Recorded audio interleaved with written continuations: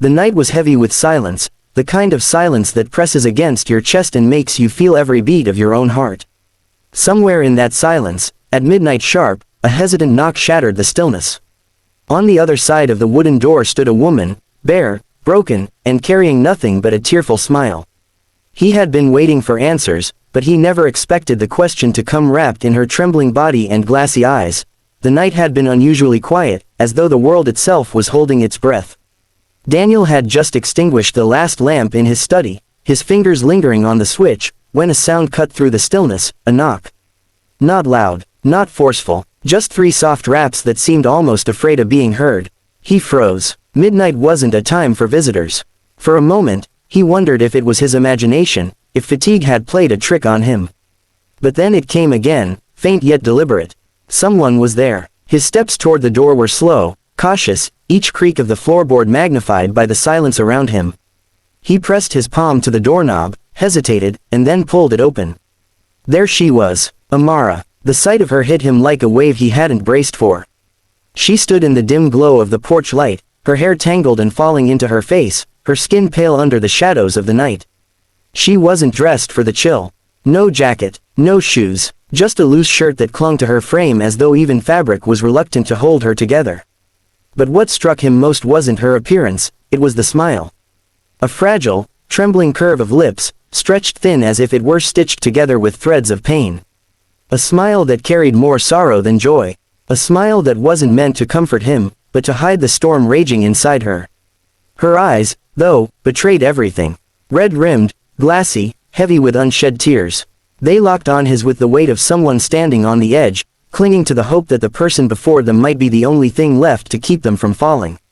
Amara. His voice broke on her name, more question than greeting. He hadn't spoken it aloud in so long, and yet it left his lips with a kind of urgency, like it had been waiting in his throat all these years for this very moment. She didn't answer. She didn't need to. The silence between them was thick, saturated with everything unspoken, the years of distance, the wounds that had never healed, the love that had never been allowed to bloom fully, and now, whatever had driven her here at this hour, stripped of everything but her tears. Daniel's chest tightened. Instinct told him to reach out, to pull her in from the cold, but something held him back. She looked like a bird caught in the rain, fragile, trembling, and he feared even the gentlest touch might shatter her completely. Her lips parted as if she wanted to speak, but no words came. Just a shallow breath that escaped her, fogging in the night air, carrying with it the weight of desperation. And then, for a fleeting second, her smile faltered, breaking just enough to reveal the truth behind it. She was hurting, badly, and though she hadn't spoken a single word, Daniel understood. She was here because there was nowhere else left to go.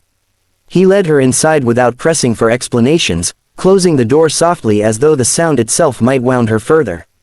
The warmth of the room wrapped around her, but she still shivered, clutching the blanket he placed over her shoulders like a lifeline.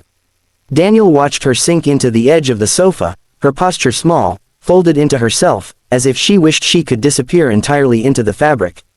He wanted to ask everything at once. What happened? Why are you here? Who did this to you? But one look at her trembling hands told him questions would only unravel her further. Instead, he moved quietly, almost reverently, as though he were in the presence of something sacred. He filled a glass of water and placed it in front of her, the simple act heavy with meaning. You're safe now. You don't need to explain. Just breathe. Amara's fingers wrapped around the glass, but she didn't drink. She stared into it as though the ripples on the surface might form the words she couldn't speak. Silence stretched between them, a silence so dense it felt alive, carrying the weight of every memory they shared. Finally, she whispered, I had nowhere else to go. The words struck him harder than if she had screamed. They weren't just an admission of desperation, they were a confession of trust. Out of all the doors she could have knocked on, she had chosen his. Daniel's throat tightened. He shifted closer but didn't touch her, resisting the urge to gather her in his arms. Some wounds weren't ready for comfort, some just needed space to breathe. He settled beside her, their shoulders inches apart, close enough to anchor her with his presence but far enough not to push. Her breathing was uneven, shallow. He heard the slight hitch in her chest before the sob broke through. She tried to smother it, to hide behind her hands, but the dam had already cracked. Her body shook as quiet sobs spilled into the stillness. Daniel didn't look away. He didn't interrupt. He sat steady, a silent witness to her unraveling, letting her tears speak what her mouth refused to. In those sobs, he heard the story she couldn't bear to tell, the betrayals, the fears, the long nights of silence that had finally broken her.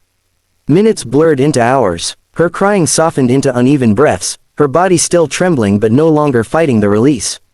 Daniel exhaled, slow and deep, as though syncing his rhythm to hers, offering steadiness where she had only known chaos.